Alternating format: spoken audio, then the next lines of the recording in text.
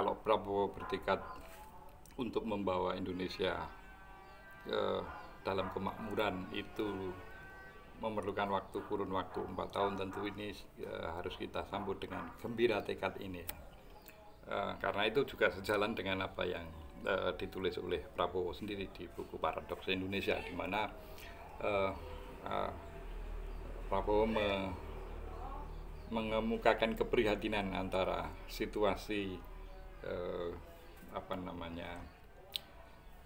kondisi yang kita miliki, kekayaan alam, sementara masyarakat kita masih sebagian tertinggal dari sisi kesejahteraan. Maka ini tentu membuat Prabowo ketika menulis buku itu adalah satu sikap keprihatinan yang satu saat ketika menulis itu pasti akan dia wujudkan dalam bentuk kerja ketika Mr. Prabowo memperoleh otoritas untuk menjalankan kebijakan. Nah, ini saatnya Mr. Prabowo untuk mewujudkan apa yang dulu pernah menjadi keprihatinan ketika menulis buku Paradoks Indonesia. Nah, waktu 4 tahun itu ya, kalau saya sih meskipun pesimis tapi tetap saya respect sangat tinggi kepada tekad Mr. Prabowo untuk membawa Indonesia ke dalam kesejahteraan dalam waktu 4 tahun. Kalau bagi saya ya 5 tahun, 6 tahun pun tidak masalah. Cuma nanti karena Mr. Prabowo sekarang bukan lagi seorang yang hanya berstatus sebagai politisi, tetapi by definition adalah elected president, maka tentu kesejahteraan itu harus ada ukurannya.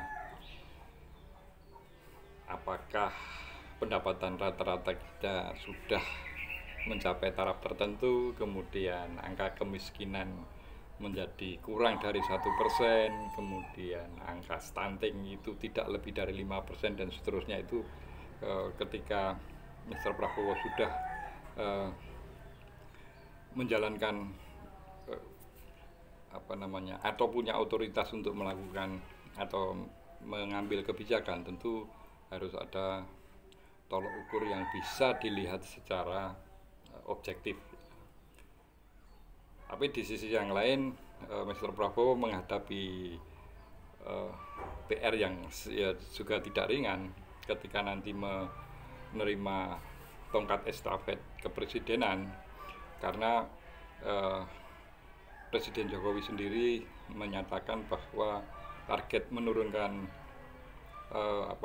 angka stunting ke 14% itu adalah target yang ambisius. Artinya Mr. Prabowo harus realistis bahwa nanti ketika Anda menjabat sebagai presiden, maka angka stunting itu pasti hampir dipastikan di atas 40%. Nah, kalau saat ini kita di peta ASEAN, kita masih bertengger di posisi kedua setelah Timor Leste, angka stunting kita, maka Mr. Prabowo syukur-syukur bisa membalik situasi sehingga angka stunting kita lebih bagus dibanding dengan negara-negara ASEAN yang lain. Kita mungkin bisa menjauh dengan Timor Leste, kita mendekati Brunei Darussalam gitu ya. Karena kekayaan alam kita mendukung untuk itu. Nah, saya sebagai Ketua Umum Partai Bazir Konstitusi yang selalu mendengung-dengungkan dengan pasal 27, pasal 33, pasal 34 itu, kalau boleh saya memberikan masukan, dengan